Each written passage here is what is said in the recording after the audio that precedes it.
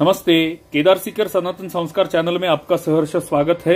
आज हम सुनने वाले हैं BGH 024 भगवद गीता हिंदी भाष्य वाचन भाग क्रमांक 24।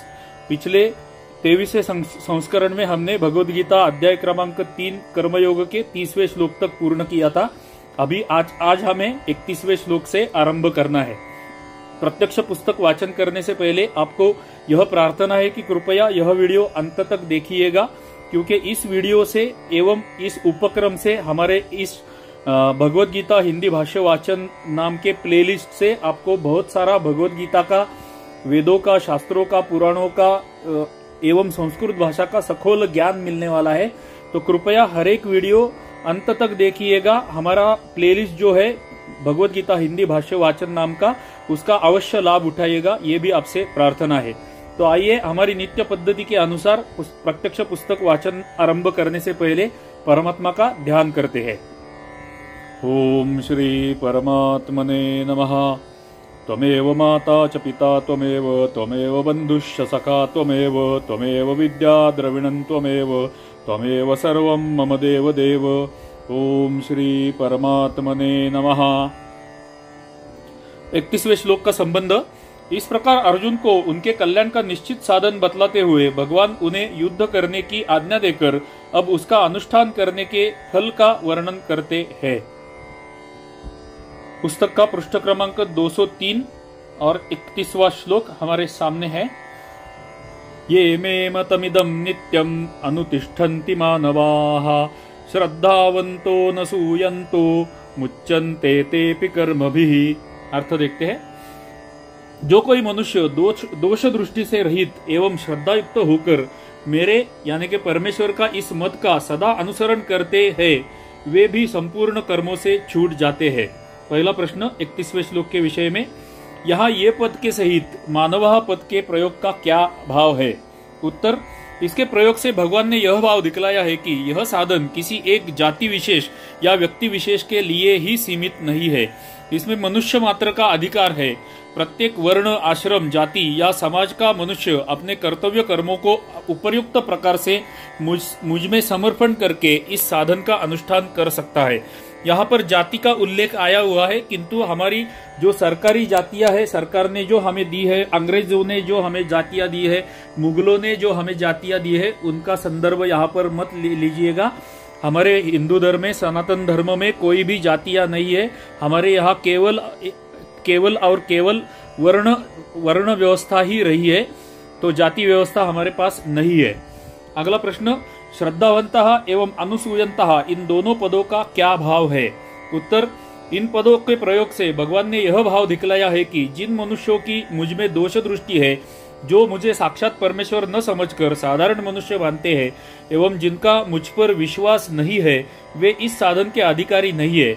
इस साधन का अनुष्ठान वे ही मनुष्य कर सकते हैं जो मुझ में कभी किसी प्रकार की दोष दृष्टि नहीं करते एवं सदा श्रद्धा भक्ति रखते हैं।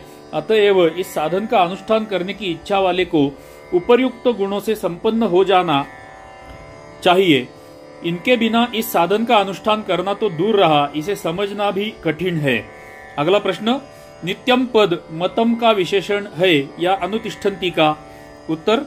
भगवान का मत तो नित्य है ही, अतः उसका विशेषण मान लेने में भी कोई हानि की बात नहीं है, पर यहाँ उसे अनुतिष्ठन्ति क्रिया का विशेषण मानना अधिक उपयोगी पता होता है। अभिप्राय यह है कि उपर्युक्त साधक को समस्त कर्म सदा के लिए भगवान में समर्पित करके अपनी सारी क्रियाएं उसी भाव से करनी चाहिए। अगला प्रश्न। यहाँ अपि पद का प्रयोग करके वे भी संपूर्ण कर्मों से छूट जाते हैं, इस कथन का क्या भाव है? उत्तर। इससे भगवान ने अर्जुन को यह भाव दिखलाया है कि जब इस साधन के द्वारा दूसरे मनुष्य भी समस्त कर्मों से मुक्त हो जाते हैं, अर्थात जन्म मरण रूप कर्म बंधन से सदा के लिए मुक्त होकर परम कल्याण स्वरूप मुझ परमात्मा को प्राप्त हो जाते हैं, तब तुम्हारे लिए तो कहना ही क्या है। अगले श्लोक का संबंध। इस प्रकार भगवान अपने उपर्युक्त मत का अनुष्ठान करने का फल बतलाकर अब उसके अनुसार न चलने में हानि बतलाते हैं। तो भगवान का अनुष्ठान क्यों करना चाहिए, इसके फायदे अभी बताए। अगर नहीं किया अनुष्ठान तो क्या नुकसान है, वो अगले श्लोक में बताएंगे। ये त्वे ये त्वेतदभ्यसूयन्तो नानुतिष्ठन्ति मे मतम् सर्वज्ञान विमूढ़ांस्तान विद्धि नष्टान चेतसः। अर्थ 32वें श्लोक का, परंतु जो मनुष्य मुझमें यानी परमेश्वर में दोषारोपण करते हैं, मेरे इस मत के अनुसार नहीं चलते हैं, उन मूर्खों को तू संपूर्ण ज्ञानों में मोहित एवं नष्ट हुए ही समझ। पहला प्रश्न, तू पद का क्या भाव है? उत्तर, पूर्व श्लोक में वर्णित साधकों से अत्यंत विपरीत चलने वाले मनुष्यों को गति इस श्लोक में बतलाई जाती है। इसी भाव का द्योतक यहाँ तू पद है। अगला प्रश्न, भगवान में दोषारोपण करते हुए भगवान के मत के अनुसार न बरतना क्या है? सुंदर प्रश्न है, ध्यान देकर सुनिएगा। उत्तर, भगवान को साधारण मनुष्य समझकर उनमें ऐसी भावना करना या दूसरों से ऐसा कहना कि ये अपनी पूजा कराने के लिए इस प्रकार का उपदेश देते हैं, समस्त कर्म इनके अर्पण कर देने से ही मनुष्य कर्म बंधन से मुक्त हो जाता हो, ऐसा कभी नहीं हो सकता, आदि आदि, यह भगवान में दोषारोपण करना है। एवं ऐसा समझकर भगवान के कथनानुसार ममता, आसक्ति तथा कामना का त्याग न करना, कर्मों को परमेश्वर के अर्पण न करके अपनी इच्छा के अनुसार कर्मों में बरतना तथा शास्त्रविहित कर्तव्य कर्मों का त्याग कर देना, यही भगवान में दोषारोपण करते हुए उनके मत के अनुसार न चलना है। तो हमारे ये डोंट्स है, डूज एंड डोंट जो देख रहे हैं हम भगवत गीता में, यह हमारे लिए डोंट है, ऐसा हमें नहीं करना है। अगला प्रश्न, अचेतसा पद किस श्रेणी के मनुष्यों का वाचक है तथा उनको संपूर्ण ज्ञानों में मोहित तथा नष्ट हुए समझने के लिए कहने का क्या भाव है? उत्तर, जिनके मन दोषों से भरे हैं, जिनमें विवेक का अभाव है एवं जिनका चित्त वश में नहीं है, ऐसे मूर्ख तामसी मनुष्यों का वाचक अचेतसा पद है। उनको संपूर्ण ज्ञानों में मोहित एवं नष्ट हुए समझने के लिए कहने का यह भाव है कि ऐसे मनुष्यों की बुद्धि विपरीत हो जाती है। वे लौकिक एवं पारलौकिक सब प्रकार के सुख साधनों को विपरीत ही समझने लगते हैं। इसी कारण वे विपरीत आचरणों में प्रवृत्त हो जाते हैं। उसके फलस्वरूप उनका इस लोक एवं परलोक में पतन हो जाता है। वे अपनी वर्तमान स्थिति से भी भ्रष्ट हो जाते हैं तथा मरने के बाद उनको अपने कर्मों का फल भोगने के लिए सुकर, कुकर आदि यानी डुक्कर और गधे का नीच योनि में जन्म लेना पड़ता है या घोर नरकों में पड़कर भयानक यातनाएं भोगनी पड़ती है। स्वर्ग एवं नरक कहीं ऊपर उनके जैसा आसमान में नहीं है। हमारा स्वर्ग और नरक यहाँ यहीं पर इसी धरातल पर भी है, पृथ्वी पर ही है। इसके बारे में हमने बात ऑलरेडी कर चुके हैं, इसलिए मैं अभी समय व्यर्थ नहीं करूंगा। अगले श्लोक का संबंध, पूर्व श्लोक में यह बात कही गई है कि भगवान के मत के अनुसार न चलने वाला नष्ट हो जाता है। इस पर यह जिज्ञासा होती है कि यदि कोई भगवान के मत के अनुसार कर्म न करके हठपूर्वक कर्मों का सर्वथा त्याग कर दे तो क्या हानि है? इस पर भगवान अगले श्लोक में कहते हैं, सदृशं चेष्टते स्वस्या प्रकृतेर्ज्ञानवानपि प्रकृतिं यान्ति भूतानि निग्रह किं करिष्यति। अर्थ, सभी प्राणी प्रकृति को प्राप्त होते हैं, अर्थात अपने स्वभाव के परवश हुए कर्म करते हैं। ज्ञानवान भी अपनी प्रकृति के अनुसार चेष्टा करता है, फिर इसमें किसी का हट क्या करेगा? पहला प्रश्न, सभी प्राणी प्रकृति को प्राप्त होते हैं, इस कथन का क्या भाव है?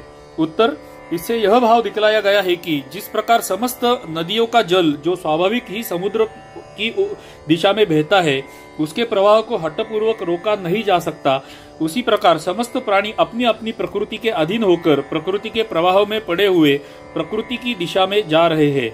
इसलिए कोई भी मनुष्य हठपूर्वक सर्वथा कर्मों का त्याग नहीं कर सकता।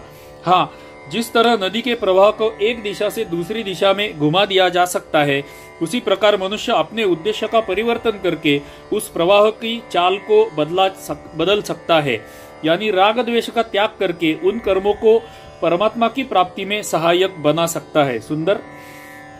अगला प्रश्न, प्रकृति शब्द का यहाँ क्या अर्थ है? उत्तर, जन्म जन्मांतर में किए हुए कर्मों के संस्कार जो स्वभाव के रूप में प्रकट होते हैं, उस स्वभाव का नाम प्रकृति है। तो हमारी प्रकृति क्या होती है? सुंदर प्रश्न। जो लोग नोट्स निकाल रहे हैं उनके लिए अत्यंत महत्वपूर्ण विषय है। हमारी प्रकृति का अर्थ क्या है? तो प्रकृति क्या होती है? तो जन्म जन्मांतर में किए हुए कर्मों के संस्कार जो स्वभाव के रूप में प्रकट होते हैं, उस स्वभाव का नाम प्रकृति है। तो इस जन्म में हमारा जो स्वभाव बना हुआ है वो स्वभाव हमारे पिछले जन्मों के कर्मों के विषय से उपरांत बना हुआ स्वभाव है। ये भी हमें यहाँ से ज्ञान मिल रहा है। अगला प्रश्न, यहाँ ज्ञानवान शब्द किसका वाचक है? उत्तर, परमात्मा के यथार्थ तत्व को जानने वाले भगवत प्राप्त महापुरुष का वाचक यहाँ ज्ञानवान पद है। अगला प्रश्न, अपि पद के प्रयोग का क्या भाव है? उत्तर, अपि पद के प्रयोग से यह भाव दिखलाया है कि जब समस्त गुणों से अतीत ज्ञानी भी अपनी प्रकृति के अनुसार चेष्टा करता है, तब जो अज्ञानी मनुष्य प्रकृति के अधीन हो रहे हैं वे प्रकृति के प्रवाह को हठपूर्वक कैसे रोक सकते हैं? अगला प्रश्न, क्या परमात्मा को प्राप्त ज्ञानी महापुरुषों के स्वभाव भी भिन्न भिन्न होते हैं? उत्तर, अवश्य ही सबके स्वभाव भिन्न भिन्न होते हैं। पूर्व साधन एवं प्रारब्ध के भेद से स्वभाव में भेद होना अनिवार्य है। अगला प्रश्न, क्या ज्ञानी का भी पूर्वार्जित कर्मों के संस्कार रूप स्वभाव से कोई संबंध रहता है? यदि नहीं रहता तो इस कथन का क्या अभिप्राय है कि ज्ञानी भी अपनी प्रकृति के अनुसार चेष्टा करता है? सुंदर प्रश्न है और सुंदर प्रश्न का उत्तर, ज्ञानी वस्तुतः न तो कर्म संस्कारों से किसी प्रकार का कोई संबंध रहता है और न वह किसी प्रकार की कोई क्रिया ही करता है, किंतु उसके अंतःकरण में पूर्वार्जित प्रारब्ध के संस्कार रहते हैं तथा उसी के अनुसार उसके बुद्धि, मन एवं इंद्रियों द्वारा प्रारब्ध भोग एवं लोक संग्रह के लिए बिना ही कर्ता के क्रियाएं हुआ करती है। उन्हीं क्रियाओं का लोक दृष्टि से ज्ञानी में अध्यारोप करके यह कहा जाता है कि ज्ञानी भी अपनी प्रकृति के अनुसार चेष्टा करता है। ज्ञानी की क्रियाएं बिना कर्तापन के होने से राग द्वेष एवं अहंता ममता से सर्वथा शून्य होती है। अतएव वे चेष्टा मात्र है, उनकी संज्ञा कर्म नहीं है।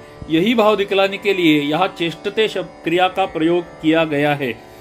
सुंदर ज्ञान मिल रहा है हमें। धन्यवाद जगदयाल जी गोविंद जी का तथा गीता प्रेस गोरखपुर का। अगला प्रश्न, ज्ञानी के अंतःकरण में राग द्वेष एवं हर्ष शोकादि विकार होते ही नहीं या उसका संबंध नहीं रहता? यदि उसका अंतःकरण के साथ संबंध न रहने के कारण उस अंतःकरण में विकार नहीं होते तो शम, दम, तितिक्षा, दया, संतोष आदि सद्गुण भी उसमें नहीं होने चाहिए। उत्तर, ज्ञानी का जब अंतःकरण से ही संबंध नहीं रहता तब उसमें होने वाले विकारों से या सद्गुणों से संबंध कैसे रह सकता है? किंतु उसका अंतःकरण भी अत्यंत पवित्र हो जाता है। निरंतर परमात्मा के स्वरूप का चिंतन करते करते अब जब अंतःकरण में मल, विक्षेप तथा आवरण इन तीनों दोषों का सर्वथा अभाव हो जाता है, तभी साधक को परमात्मा की प्राप्ति होती है। इस कारण उस अंतःकरण में अविद्यामूलक अहमता, ममता, राग द्वेष, हर्षशोक, दंभ, कपट, काम, क्रोध, लोभ, मोह आदि विकार नहीं रह सकते।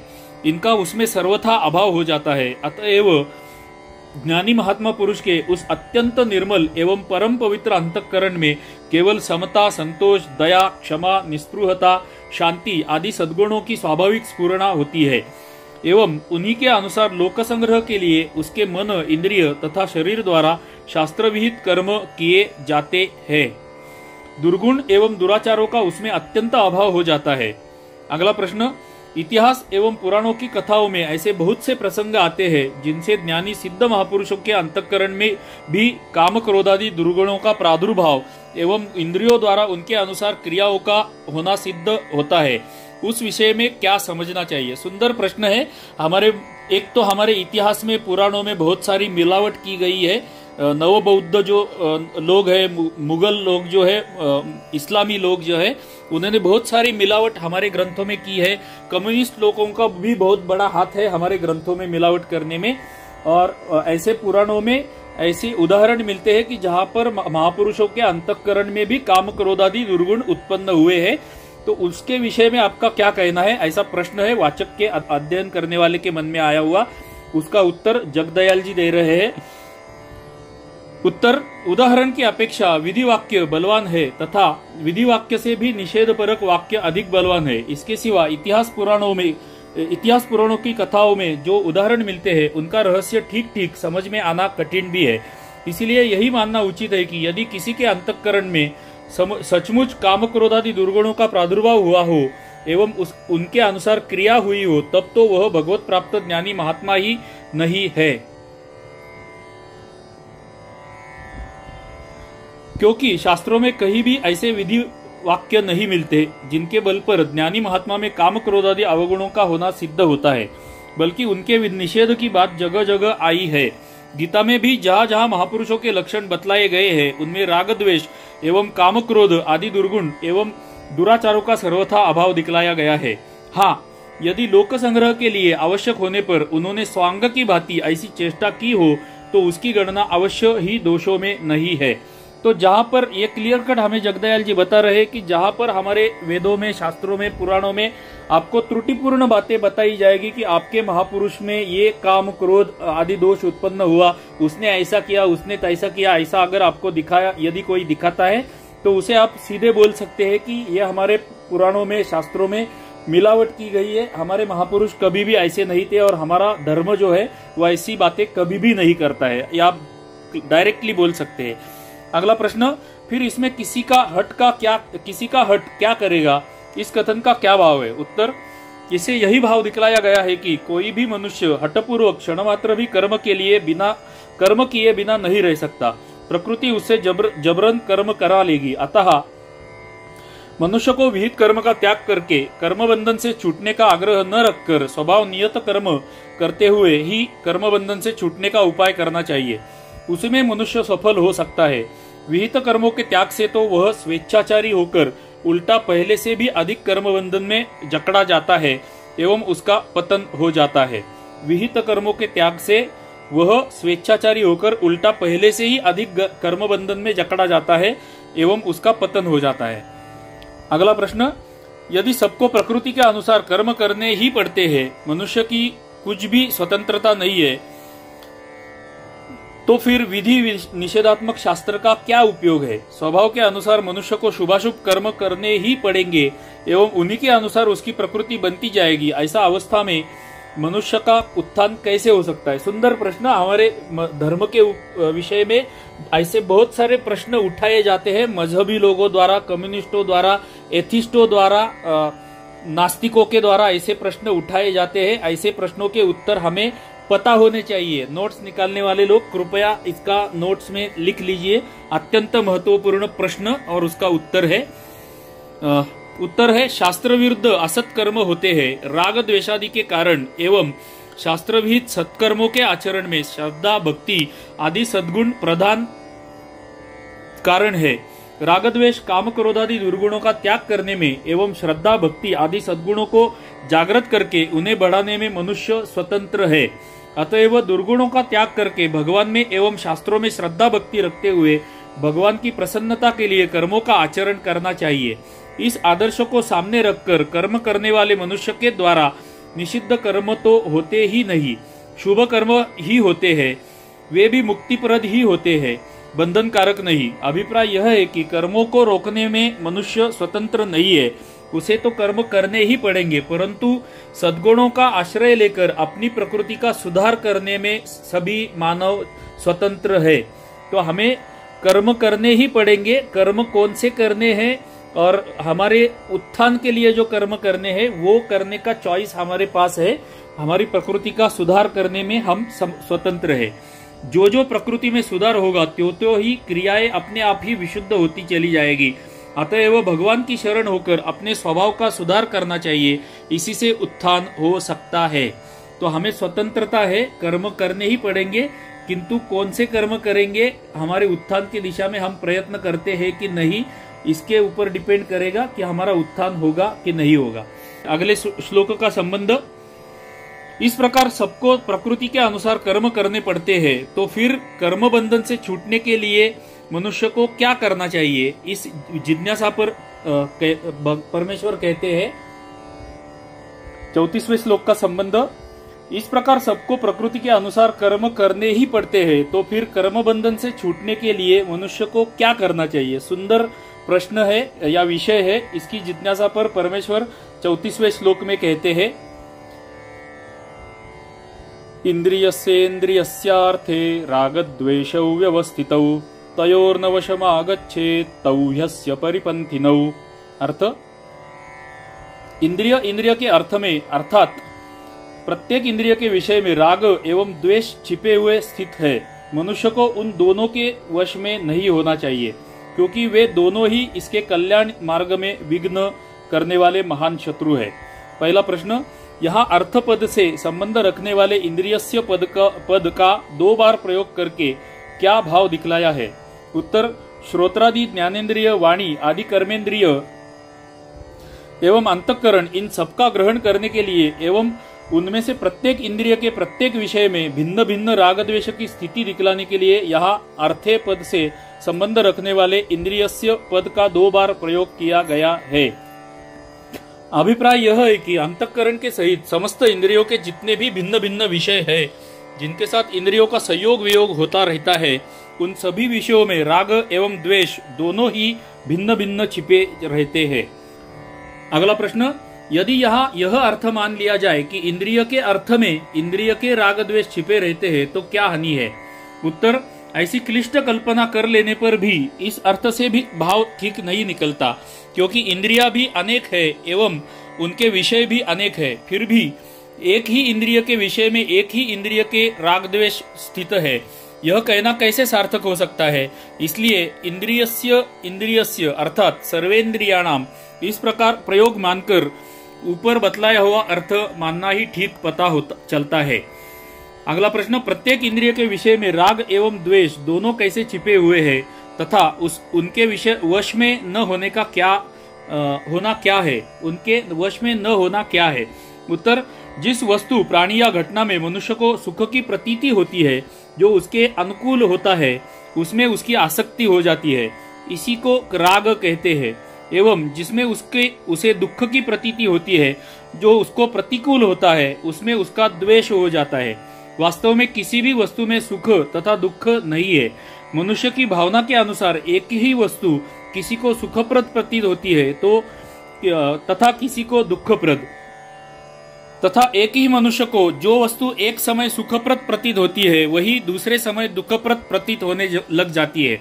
अतएव प्रत्येक इंद्रिय के विषय में राग द्वेष छिपे हुए है, यानी सभी वस्तुओं में राग एवं द्वेष दोनों ही रहा करते हैं, क्योंकि जब जब मनुष्य का उनके साथ संयोग वियोग होता है तब तब राग द्वेष का प्रादुर्भाव होता देखा जाता है।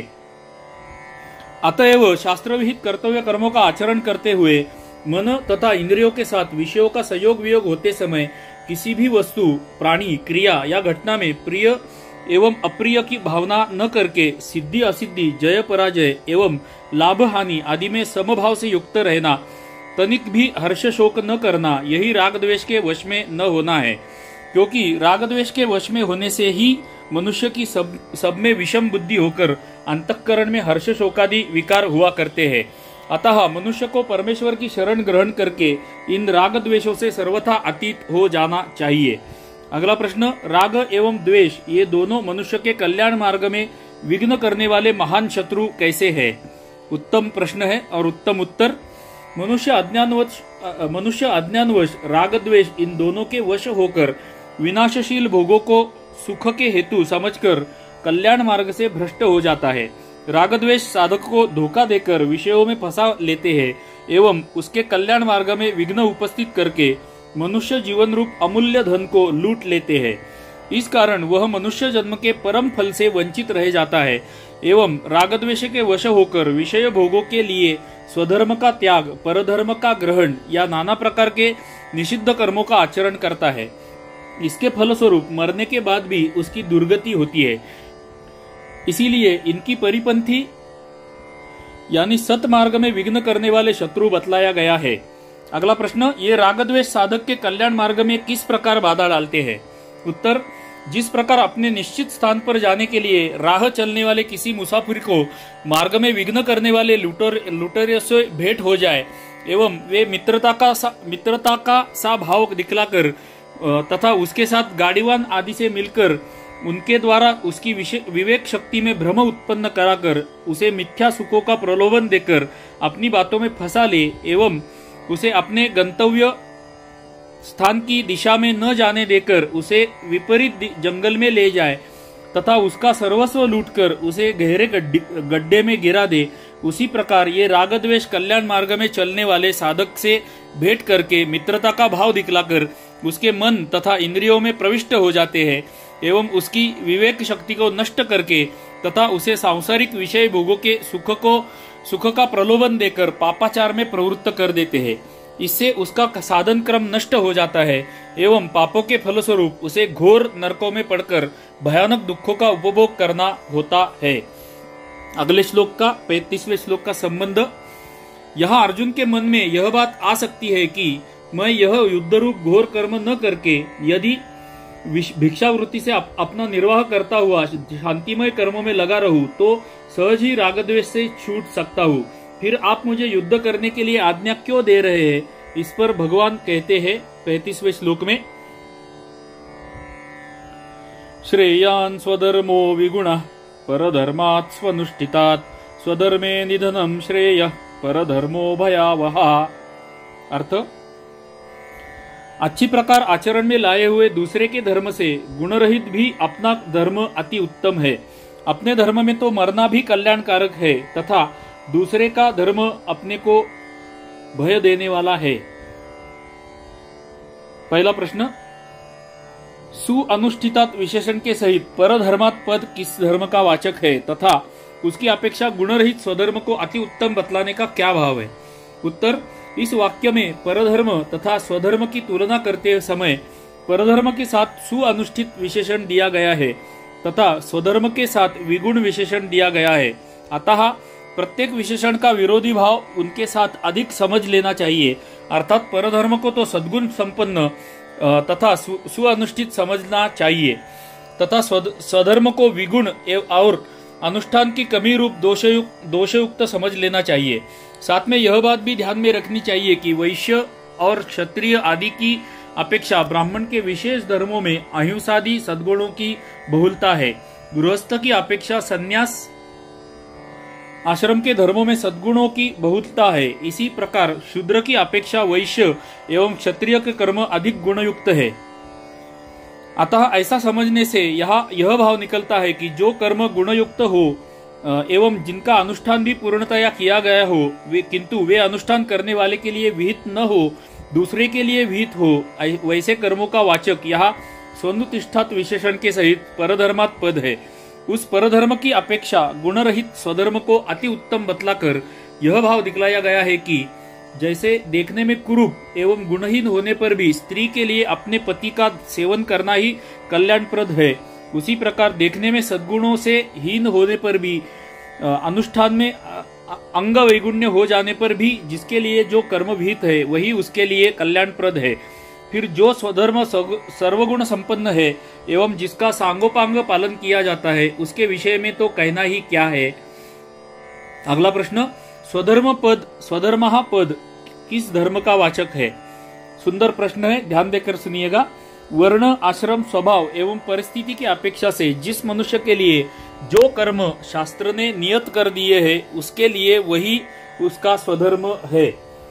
पुनः पुनः हमें वही बात बताई जा रही है, तो हमें समझ लेना चाहिए कि वर्ण, आश्रम, स्वभाव तथा परिस्थिति के अनुसार हमारे लिए जो शास्त्र विहित कर्तव्य बताए गए हैं वही हमारे कर्तव्य कर्म है और वही हमें करते रहना चाहिए।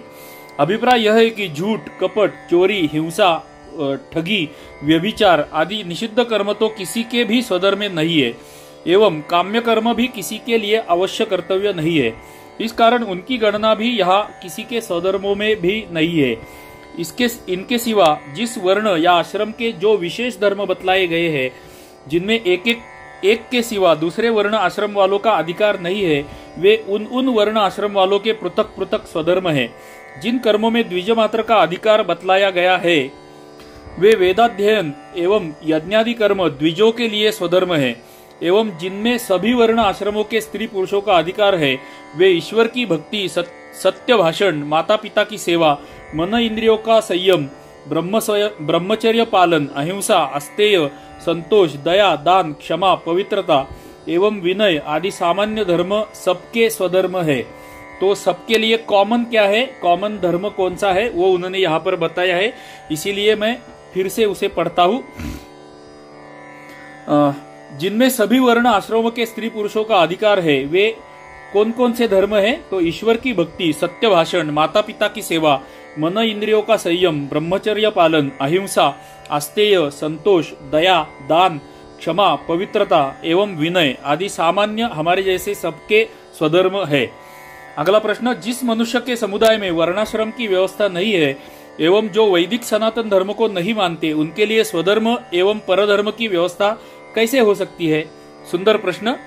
उत्तर, वास्तव में तो वर्णाश्रम की व्यवस्था समस्त मनुष्य समुदाय में होनी चाहिए एवं वैदिक सनातन धर्म भी सभी मनुष्यों के लिए मान्य होना चाहिए।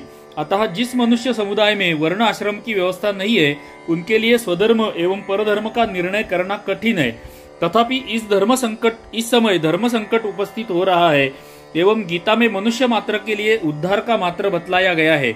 इस आशय से ऐसा माना जा सकता है कि जिस मनुष्य का जिस जाति या समुदाय में जन्म होता है, जिन माता पिता के रजवीर से उसका शरीर बनता है, जन्म से लेकर कर्तव्य समझने की योग्यता आने तक जैसे संस्कारों में उसका पालन पोषण होता है तथा पूर्व जन्म के जैसे कर्म संस्कार होते हैं, उसी के अनुकूल उसका स्वभाव बनता है तथा उस स्वभाव के अनुसार ही जीविका के कर्मों में उसकी स्वाभाविक प्रवृत्ति हुआ करती है।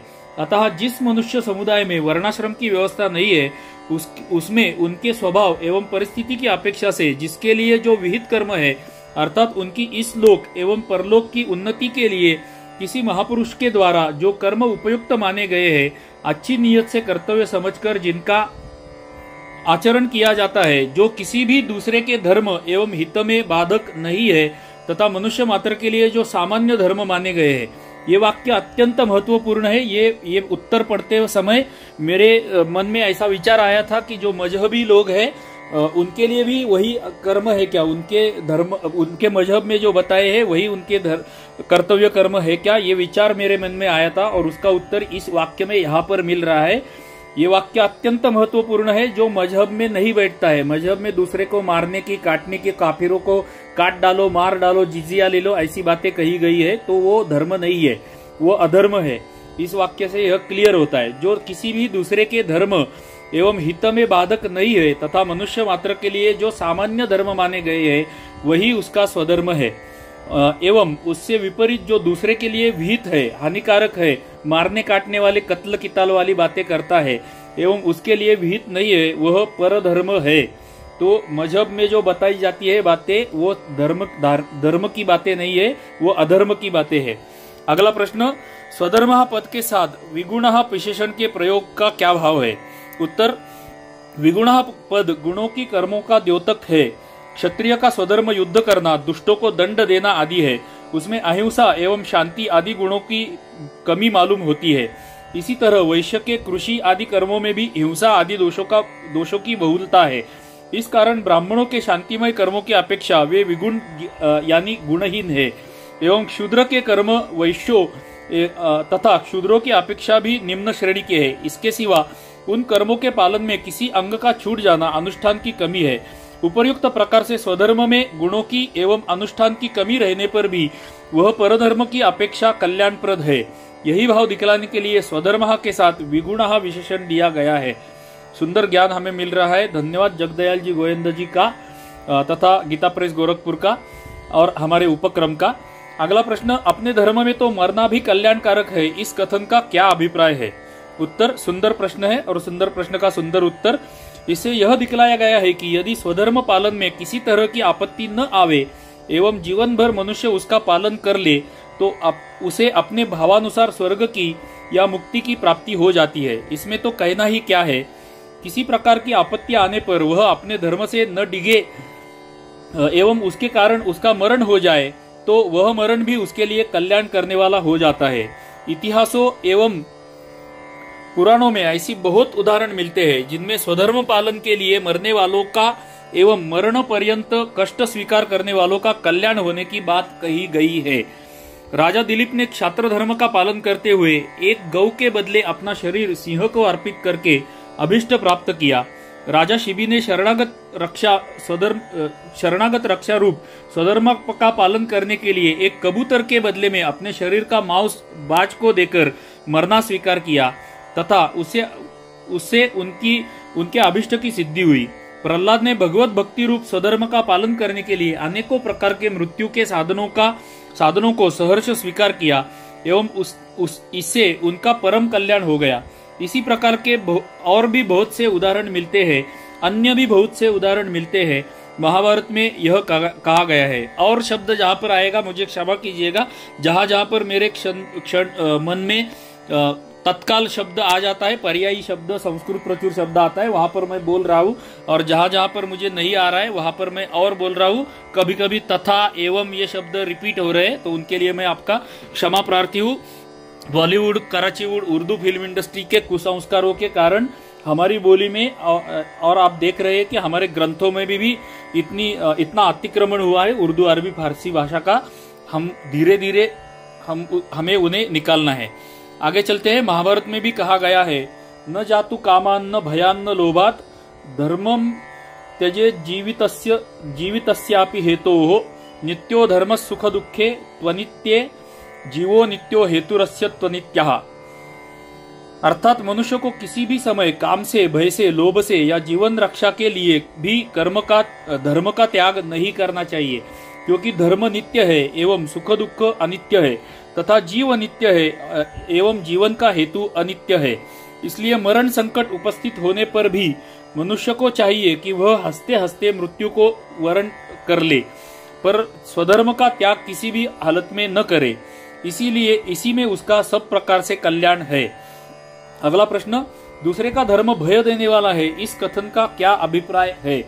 उत्तर, इससे यह दिखलाया गया है कि दूसरे के धर्म का पालन यदि सुखपूर्वक होता हो तो भी वह भय देने वाला है। उदाहरणार्थ, शूद्र एवं वैश्य यदि अपने से उच्च वर्ण वालों के धर्म का पालन करने में लगे तो उच्च वर्णों से अपनी पूजा कराने के कारण एवं उनकी वृत्तिच्छेद करने के दोष के कारण वे पाप के भागी बन जाते हैं तथा फलतः उनको नरक भोगना पड़ता है। इसी प्रकार ब्राह्मण क्षत्रिय यदि अपने से हीन वर्ण वालों के धर्म का अवलंबन कर ले तो उनका उस वर्ण से पतन हो जाता है एवं बिना आपत्ति काल के दूसरों की वृत्ति से निर्वाह करने पर दूसरों की वृत्ति छेद के पाप का भी फल उन्हें भोगना पड़ता है। इसी तरह आश्रम धर्म तथा अन्य सब धर्मों के विषय में समझ लेना चाहिए। अतएव किसी भी मनुष्य को अपने कल्याण के लिए परधर्म के ग्रहण करने की आवश्यकता नहीं है। दूसरे का धर्म देखने में चाहे कितना भी गुण संपन्न क्यों न हो, वह जिसका धर्म है उसी के लिए है। दूसरे के लिए तो वह भय देने वाला ही है, कल्याणकारक नहीं है। अगले श्लोक का संबंध, मनुष्य का स्वधर्म पालन करने में ही कल्याण है। परधर्म का सेवन एवं निषिद्ध कर्मों का आचरण करने से सब प्रकार से हानि है। इस बात को भली भांति समझ लेने के बाद भी मनुष्य अपने इच्छा, विचार एवं धर्म के विरुद्ध पापाचरण में किस कारण प्रवृत्त हो जाते हैं, इस बात के जानने की इच्छा से अर्जुन प्रश्न पूछते हैं। आगे अर्जुन प्रश्न पूछते हैं 36वें श्लोक में। अर्जुन उवाच अत केन प्रयुक्तोऽयं पापं चरति पूरुषः अनिच्छन्नपि वार्ष्णेय बलादिवनियोजितः। अर्थ, अर्जुन बोले, हे कृष्ण, तो फिर यह मनुष्य स्वयं न चाहता हुआ भी बलात् लगाए हुए की भांति किससे प्रेरित होकर पाप का आचरण करता है? तो हम मनुष्य क्यों पाप करते हैं? यह प्रश्न है अर्जुन का। पहला प्रश्न, इस श्लोक में अर्जुन के प्रश्न का क्या अभिप्राय है? उत्तर, भगवान ने पहले यह बात कही थी कि यत्न करने वाले बुद्धिमान मनुष्य के मन को भी इंद्रिया बलात् विचलित कर देती है। व्यवहार में भी देखा जाता है कि बुद्धिमान विवेकशील मनुष्य प्रत्यक्ष में एवं अनुमान से पापों का बुरा परिणाम देखकर विचार द्वारा उनमें प्रवृत्त होना ठीक नहीं समझता। नीचे एक टिप दी गई थी वर्ण आश्रम के विषय में, तो मैं टिप पढ़ता हूँ। जहाँ पर स्टार आपको दिखाई दिया था, यहाँ पर भी स्टार दिया है। मनुस्मृति में भी यही बात कही है। वरम स्वधर्मो विगुणो न पारक्यः स्वनुष्ठितः परधर्मेण जीवन ही सद्यपतति जातितः। गुणरहित भी अपना धर्म श्रेष्ठ है, परंतु भली भांति पालन किया हुआ परधर्म श्रेष्ठ नहीं है, क्योंकि दूसरे के धर्म से जीवन धारण करने वाला मनुष्य जाति से तुरंत ही पतित हो जाता है। आगे चलते हैं। अतः वह इच्छापूर्वक पाप कर्म नहीं करता, तथापि बलात् उसके द्वारा रोगों से कुपथ्य सेवन की भांति पाप कर्म बन जाते हैं। इसलिए उपर्युक्त प्रश्न के द्वारा अर्जुन भगवान से इस बात का निर्णय कराना चाहते हैं कि इस मनुष्य को बलात् पापों में लगाने वाला कौन है? क्या स्वयं परमेश्वर ही लोगों को पाप में नियुक्त करते हैं जिसके कारण वे उनसे हट नहीं सकते, अथवा प्रारब्ध के कारण बाध्य होकर उन्हें पाप करने पड़ते हैं, अथवा इसका कोई दूसरा ही कारण है, तो हमारे मन में जो प्रश्न उपस्थित होते हैं सेम वही प्रश्न अर्जुन के मन में उपस्थित हो रहे हैं और वो अर्जुन परमेश्वर को पूछ रहे हैं। अगला श्लोक का संबंध अभी उसका अर्जुन के प्रश्न का उत्तर परमेश्वर देंगे अगले श्लोक में। इस प्रकार अर्जुन के पूछने पर भगवान श्री कृष्ण कहने लगे। अर्जुन के प्रश्न का उत्तर 37वें श्लोक में। यहाँ पर छंद बदल जाता है। भगवान बोलते हैं, श्री भगवान उवाच काम एष क्रोध एष रजो गुण समुद्भवः महाशनो महापाप्मा विद्ये नमिह वैरिणम। अर्थ, श्री भगवान बोले, रजोगुण से उत्पन्न हुआ यह काम ही क्रोध है। यह बहुत खाने वाला अर्थात भोगों से कभी न अघाने वाला एवं बड़ा पापी है। इसको ही तू इन विषयों में वैरी जान। हो सकता है, संभवता है कि अर्थ केवल ट्रांसलेशन पढ़ के भगवद गीता समझ में नहीं आती है, केवल पुस्तक पढ़ के भी नहीं आती है। हमें तो बहुत अध्ययन करना पड़ेगा। और धन्यवाद जगदयाल जी गोविंद जी का तथा गीता प्रेस गोरखपुर का, जिन्होंने हमें यह ज्ञान उपलब्ध करा के दिया। हमारे उपक्रम का भी धन्यवाद कि हमें यह ज्ञान मिल रहा है और वो भी फ्री में मिल रहा है। प्रश्न पहला, कामः एवं क्रोधः इन दोनों पदों के साथ 2 बार ऐसा पद के प्रयोग का क्या भाव है तथा रजोगुण समुद्भव विशेषण का संबंध किस पद के साथ है? उत्तर, 34वें श्लोक में यह बात कही गई थी कि प्रत्येक इंद्रिय के विषय में रहने वाले राग एवं द्वेष ही इस मनुष्य को लूटने वाले डाकू है। उन्हीं दोनों के स्थूल रूप काम क्रोध है। यह भाव दिखलाने के लिए तथा इन दोनों में भी काम प्रधान है, क्योंकि यह राग का स्थूल रूप है एवं इसी से क्रोध की उत्पत्ति होती है। यह दिखलाने के लिए कामः एवं क्रोधः इन दोनों पदों के साथ ऐसा पद का प्रयोग किया गया है। काम की उत्पत्ति राग से होती है, इस कारण रजोगुण समुद्भव विशेषण कामः पद से संबंध रखता है।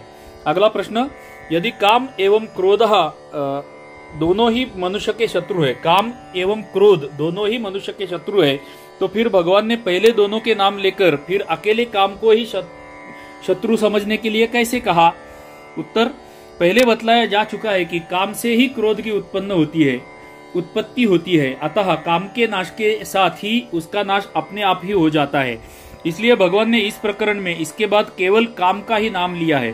परंतु कोई यह न समझ ले कि पापों का हेतु केवल काम ही है, क्रोध का उनसे कुछ भी संबंध नहीं है। इसलिए प्रकरण के आरंभ में काम के साथ क्रोध को भी गिना दिया गया है।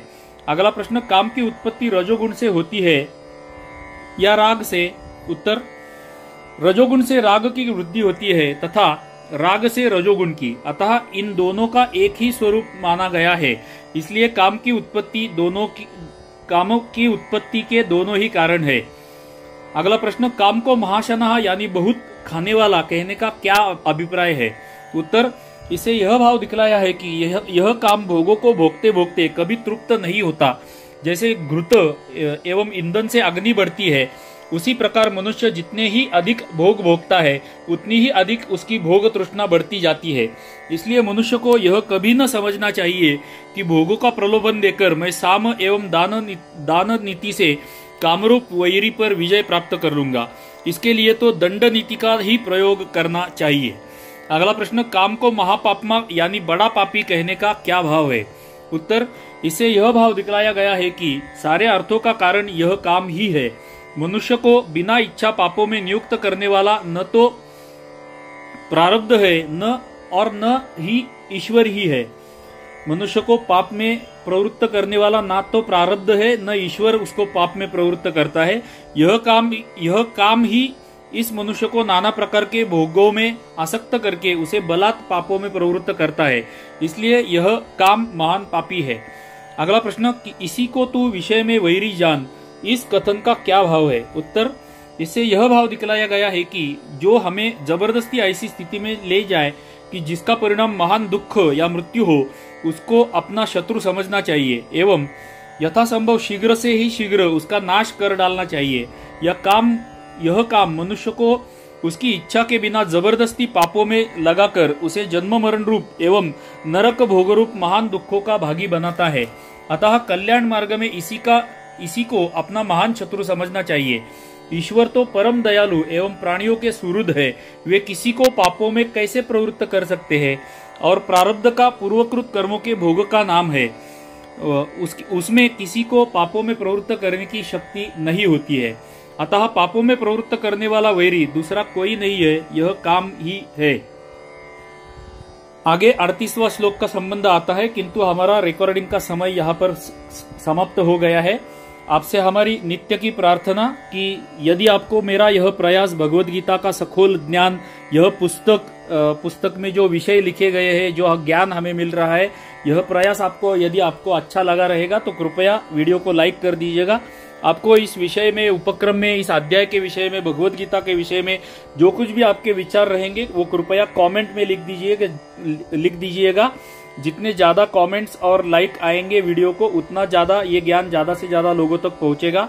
आपसे अन्य एक प्रार्थना है कि कृपया यह भगवद गीता का ज्ञान ज्यादा से ज्यादा लोगों तक पहुंचना चाहिए। इसके लिए इन वीडियोस की लिंक्स अपने मित्र, परिवार, कुटुंब, सहकर्मी सारे लोगों को शेयर करते रहिएगा। एवं हमारी अंतिम प्रार्थना कि हमारे केदार सीकर सनातन संस्कार चैनल के नोटिफिकेशन ऑन करके रखिएगा, ताकि आगे आने वाले भागों के नोटिफिकेशन आपको ऑटोमेटिकली मिलते रहे।